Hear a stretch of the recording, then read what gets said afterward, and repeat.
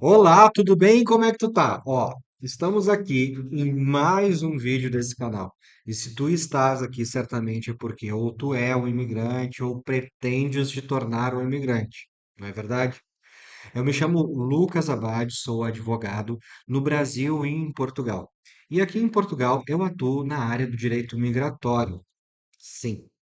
Nesse canal, então, tu encontra vídeos sobre vistos, autorizações de residência em Portugal, processos de nacionalidade, que mais que a gente fala aqui? Estatuto de igualdade e muita coisa mesmo, tá bem? Bueno, vamos ao que interessa, mas assim, antes de a gente começar, eu preciso que tu me dê um like nesse vídeo, que tu te inscreva nesse canal e que tu ative as notificações justamente para tu receber todos os novos vídeos. E não deixe de compartilhar esses vídeos nos grupos de WhatsApp, de Instagram. Agora tem grupos, mas se bem que a gente não consegue falar. Mas tudo bem, vamos lá, vamos começar. Vamos começar. Deixa eu ajeitar esse microfone aqui. E no vídeo de hoje, nós vamos falar um pouco mais sobre alguns vistos, alguns tipos de vistos comuns para Portugal. Muito falados aí, que vocês já devem ter visto em outros lugares, ou enfim. E eu vejo que são dúvidas frequentes que aparecem aqui para vocês, tá bem? Então, assim, a gente vai começar hoje. Hoje a gente vai começar com o visto de residência para o exercício de atividade profissional subordinada, é o visto D1, né, também conhecido como visto de trabalho. Esse é um para aqueles, de pegar os documentos aqui, que tem uma oferta de emprego em Portugal, tá? Então, assim, papelada, papelada, papelada, papelada, papelada, papelada, mas agora eu quero papel e caneta na mão. Então, para tu obter esse visto, tu precisa te enquadrar em uma das situações seguintes. Ou tu tens um contrato de trabalho, ou tu tens uma promessa de contrato de trabalho. E ainda tu deve se adequar, dependendo do tipo de situação, do teu emprego ou da profissão que tu exerce, se tu tem as competências, qualificações, as habilidades, né, para aquela profissão específica em Portugal. Antes nós falávamos da questão da manifestação de interesse que tu deveria fazer, a mesma coisa, não é manifestação de interesse que a empresa deveria promover, na verdade, para esse visto, a empresa tinha que deixar no banco de empregos lá de Portugal, divulgar essa vaga por um período X, e se ela não for preenchida em território nacional, aí sim eles poderiam contratar pessoas de fora. Com a alteração da lei que a gente teve no ano passado, isso já não é mais preciso. Então, um alívio, a menos. Mais um alívio, né? Agora sim, quais são os documentos, papelada? Olha aqui, isso aqui são de visto que eu estava organizando. Papeladas, tá? Primeira coisa que tu tem que ter em mente é o formulário de pedido de visto. Isso é algo que eu, Lucas, posso te ajudar a preencher, né? Só entrar em contato conosco aqui, nos links que estão aqui na descrição desse vídeo. Pronto.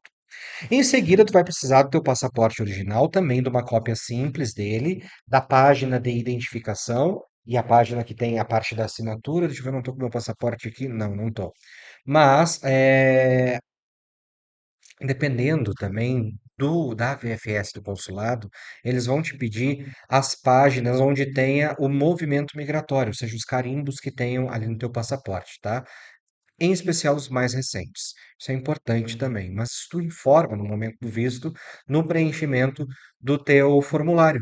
Ali se tu teve algum visto anterior e coisas assim.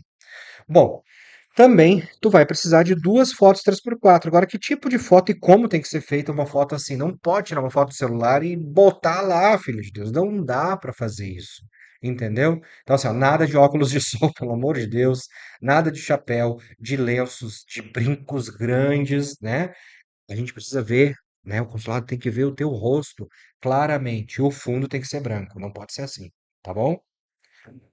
Bom, além disso, tu vai precisar de um seguro-saúde internacional ou, em substituição dele, o PB4. Mas aqui o PB4 já tem um detalhe que, a depender de onde tu vai solicitar o visto, eles podem aceitar o teu PB4 ou eles podem querer que tu complemente com um seguro, ou eles vão dizer que tu não preenche o período que eles querem, ou, enfim, cada consulado é um consulado. Mas, claro que a gente, com a nossa experiência, a gente consegue entender e já te direcionar para o teu caso específico. Então, deixa tua dúvida aqui, de repente eu consigo te responder, tá? E isso sirva para outras pessoas. Mas se for optar, o que eu sempre digo para os meus clientes, optem por fazer o seguro-saúde. O seguro-saúde, ele tem que ter uma cobertura mínima de 30 mil euros e deve cobrir despesas médicas, incluindo assistência médica, hospitalar urgente, óbito eventual, repatriamento durante toda a estada em Portugal. Aí o que que se entende por toda a estada? 120 dias ou período de um ano para o visto de residência. Mas aí vai depender também de quem vai avaliar o teu pedido de visto. Outro requisito é o atestado de antecedentes criminais e uma autorização para que o CF consulte a tua situação criminal, né? Os teus antecedentes criminais em Portugal. Então, isso tem um modelo lá no site da VFS ou no site do consulado, onde tu vai solicitar o visto, se for direto pelo consulado, e se for, e o brasileiro, né? E outros países que tu tenha residido nos últimos 5 anos também é necessário que tu traga, mas o brasileiro em especial é aquele emitido no site da Polícia Federal. E tu deve legalizar ele, ou seja, apostilar ele, fazer a apostila diária desse documento. Lembra que é um documento que é um dos últimos que tem que ser emitidos, tá bem? Olha, também, deixa eu ver o que mais. Tu vai precisar comprovar se tu tem alojamento em Portugal, né? E isso pode ser um contrato de arrendamento no teu nome, por exemplo. Pode ser uma promessa, por exemplo, do teu empregador, né, que ele vai fornecer o alojamento, ou mesmo uma reserva de hotel. Aí vai depender do consulado que está avaliando isso. Então pode ser que ele te peça 120 dias, pode ser que ele te peça 2 semanas só, uma semana, tudo vai depender do estado onde tu está aplicando. Infelizmente é assim. As regras elas mudam um pouco, mas as linhas gerais são essas que eu estou te passando para tu conseguir já te organizar, tá? Além disso, tu precisa apresentar uma prova dos meios de subsistência, que vai ser específica para cada tipo de visto. Mas isso, para o visto D1, óbvio, a prova que vai garantir os meios de subsistência é o visto, é o próprio contrato de trabalho, ou a promessa de contrato de trabalho. Por isso é importante que nela contenha a informação sobre o teu trabalho, que tipo de trabalho tu vai exercer, por quanto tempo e qual a retribuição que tu vai receber. E essa retribuição não pode ser menor do que aquela prevista nos meios de subsistência, e aí vai ter aquela garantia do 100% para o primeiro adulto, se for uma família, e aí tu precisa ver as outras questões, que a gente vai falar mais à frente, aí a gente tem outros detalhes também. Bom, finalmente tu precisa, aí, claro, óbvio, tô falando aqui do contrato de trabalho, tô falando de um visto D1, então tu vai precisar desse documento, precisa mandar esse documento. E também é bom que se tu não tiver, ou se for, por exemplo, uma atividade muito específica, se tu vem trabalhar como advogado em Portugal, como engenheiro em Portugal, né? Tu precisa ter habilitação para exercer essa profissão em Portugal. Então, tu precisa apresentar essa documentação também. Isso é muito importante, tá? Olha, eu espero que isso tenha te ajudado a esclarecer um pouco sobre esses requisitos do visto de trabalho ou visto D1. Mas se ainda tu tiver dúvidas, tu não precisa ficar com medo, não. Entra em contato aqui nos comentários ou entre em contato mesmo no WhatsApp, que tem meu aqui na descrição desse vídeo. Lembra, cada caso é um caso único e o processo ele pode variar dependendo do teu contexto específico. Então, eu digo assim, ó, se tu tiver dúvidas sobre o teu caso, procura sempre a ajuda de um profissional habilitado em Portugal, que é ou um advogado ou um solicitador, tá bem? Sempre, sempre, sempre, sempre, sempre, sempre. O que mais que a gente precisa ver? Bom, eu preciso, óbvio, que se tu já não deixou o teu like, tu faça isso agora, né? O teu like, o teu comentário, compartilha esse vídeo e não deixa de te inscrever no canal. Isso tudo tu vai fazer com que apoie mais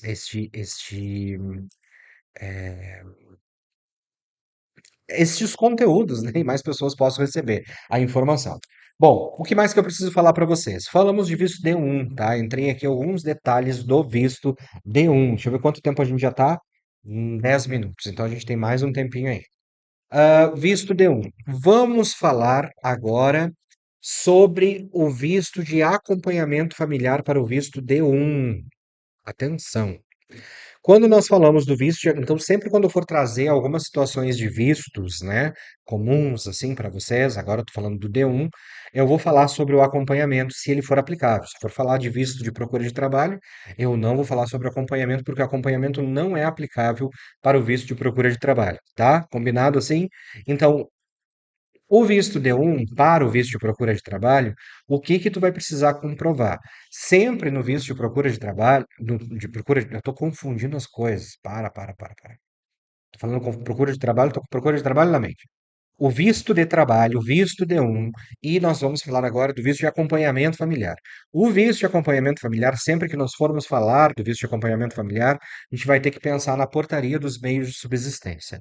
A portaria dos meios de subsistência nos traz a informação de que não traz informação do visto de acompanhamento, mas ele linka, na verdade, todos os vistos, né, todos os checklists que a gente vê sobre o visto de acompanhamento, está linkando, fazendo um link entre aquele pedido do visto com analogia ou mesma forma como eu vou tratar o visto de reagrupamento familiar. Por que isso? Porque a base, na verdade, é reunir a família, é a reunião familiar, não é? Então, o reagrupamento familiar, por exemplo, é um visto que ele só é concedido se eu tenho um titular, o meu familiar requerente principal, ele já é um titular de autorização de residência. Então, se vocês todos, família, estão em Portugal, no Brasil, desculpa, é sinal de que vocês não têm autorização de residência ainda, porque primeiro precisa vir para Portugal para depois conseguir a autorização de residência, para aí depois nós conseguirmos o reagrupamento familiar. Mas para resolver essa questão, o que o governo português fez? Criou o visto para acompanhamento familiar. E o visto para acompanhamento familiar de requerente de visto, e aí vai ser tanto na modalidade de estado temporária ou de residência. Nesse caso aqui do visto D1 que nós estamos falando, é um visto de residência, portanto, de acompanhamento vai ser um visto de residência para acompanhamento familiar de familiar requerente de visto de residência, tá bem? Para trabalho subordinado em Portugal. Ok, nesse caso nós temos que, aí eu digo para vocês que é uma confusão também, porque vai depender de cada estado, a forma como eles avaliam os meios de subsistência dessa família, tá? Para os membros da família, nós temos a regra seguinte: 100% do salário mínimo ahn, 100% do salário mínimo ah, para o primeiro adulto requerente do visto. 50% para o segundo adulto daquele agregado familiar e 30% do salário mínimo para crianças, adolescentes, filhos, né, no caso filhos, dependentes, menores de idade ou os maiores a cargo, nesse caso os filhos, né, que vão ser aqueles que estão descritos no artigo 99 da Lei de Estrangeiros. Quem é o grupo familiar que pode compor esse pessoal? Agora nós vamos pensar assim: eu preciso deste valor multiplicado por 12, depositado em uma conta já antes da solicitação do visto, ok? Então, sem choro nem vela. Agora nós temos que pensar o seguinte: esse visto, ele vai ser desmembrado em Portugal em um visto em uma autorização de residência, corrijo, em uma autorização de residência para reagrupamento familiar. Então, não adianta eu requerer um visto D1 com um contrato de trabalho de 760 euros. Presta atenção nisso. E apresentar um visto de acompanhamento para minha família, minha esposa e meus dois filhos. É humanamente impossível isso acontecer. Ou que seja somente a minha esposa. Não, Lucas, sou só eu e minha esposa, eu tenho um contrato de trabalho, posso pedir? Pode, mas se o teu contrato de trabalho já traz um salário mínimo, você não tem as condições para os meios de subsistência da sua família. Eu não estou dizendo que o seu visto não vai ser aprovado, o seu muito provavelmente sim, mas o visto de acompanhamento eu já não sei te dizer, tá bem? Então é muito importante que vocês observem isso, até porque esses documentos são os mesmos que vão embasar lá o pedido de autorização de residência, tá? Além de outros documentos, claro, que eu vou falar num vídeo a posteriori aqui. Ok, estamos chegando ao final deste vídeo, certo? E volto a dizer que se tu gostou dessas informações, por favor, essas informações elas podem ser úteis também para outras pessoas.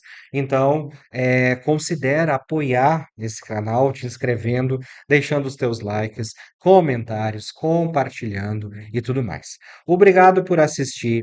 E tu te lembra que eu tô aqui para te ajudar, né, nessa tua jornada para tu te tornar um imigrante de Portugal, e por que não futuramente um futuro português, né?